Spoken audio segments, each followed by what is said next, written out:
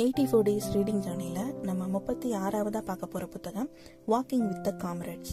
இந்த புத்தகம் அருந்ததி ராய் அவர்கள் எழுதியிருக்காங்க. இந்த புத்தகத்தில் நம்ம இதுவரை பார்க்காத ஒரு உலகத்தை நமக்கு காட்டியிருப்பாங்க. அது என்ன அப்படின்னா, மலைவாழ் மக்கள் எந்த மாதிரி எல்லாம் அங்கிருந்து நகர்த்தப்படுறாங்க, ஒவ்வொரு இங்க வளர்ச்சி திட்டம் அப்படின்னு சொல்றதன் பேர்ல எந்தெந்த மாதிரி எல்லாம் அந்த மக்கள் அந்த இடப்பெயர்ச்சிக்கு உள்ளாகிறாங்க, அதனால அவங்க வாழ்க்கை எப்படியெல்லாம் மாறுது அப்படின்றத நம்ம முன்னாடி கொண்டு வந்து நிறுத்தியிருப்பாங்க. இந்த புத்தகம் நிறைய இடங்கள்ல அவங்க அனுபவிச்ச கஷ்டங்களை சொல்லியிருக்கும். அது கூடவே சேர்ந்து இவ்வளவு கஷ்டப்படுற அந்த மக்கள் எதனால ஆயுதத்தை ஏந்தினாங்க அப்படின்றத பத்தி சொல்லியிருப்பாங்க.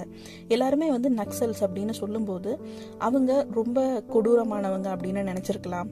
இல்லைன்னா நியூஸ்ல வர்ற ஒவ்வொரு விஷயத்தையும் பார்த்துட்டு அவங்க கொலைகள் சம்பந்தமே இல்லாம செய்யறாங்க அப்படின்னு நினைச்சிருக்கலாம். ஆனா அவங்க ஆயுதத்தை எடுத்ததுக்கான காரணம் என்ன அப்படின்றத பத்தி இந்த புத்தகத்துல சொல்லியிருப்பாங்க.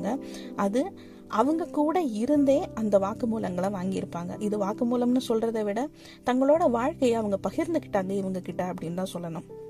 ஒரு நாள் காலையில அருந்ததி ராய் அவர்களுக்கு ஒரு லெட்டர் வருது. நீங்க எங்க கூட பயணிக்கிறதுக்கான அழைப்பு இது அப்படின்ற மாதிரி.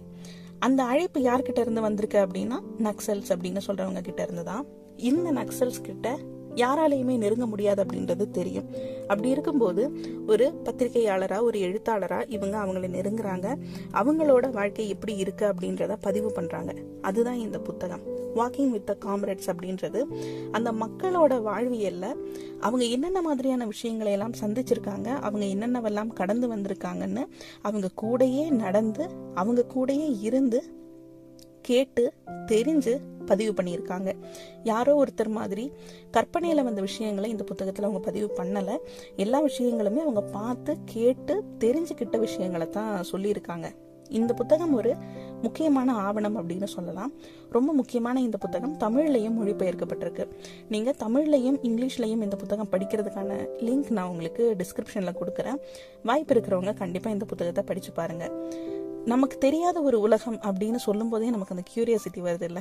அந்த கியூரியாசிட்டிக்குள்ள எவ்வளவு வலிகளும், அந்த வலிகளுக்குள்ள எவ்வளவு கண்ணீரும் இருக்கு, அந்த மக்களோட வாழ்க்கை எங்க இருந்து எங்க தூக்கி எறியப்பட்டிருக்கு அப்படின்றத நம்ம தெரிஞ்சுக்கும் போது, வளர்ச்சி அப்படின்ற பேர்ல அரசு எவ்வளவு பெரிய வன்முறையை அந்த மக்கள் மேல செஞ்சுட்டு இருந்திருக்கு அப்படின்றத நம்ம புரிஞ்சுப்போம். கண்டிப்பா எல்லாருமே ஒரு முறையாவது படிச்சு பார்க்க வேண்டிய ஒரு புத்தகம். இந்த புத்தகம் ரொம்ப நல்லா ஒரு ஐ ஓப்பனரா எல்லாருக்கும் இருக்கும் அப்படின்னு நான் நம்புறேன். நன்றி.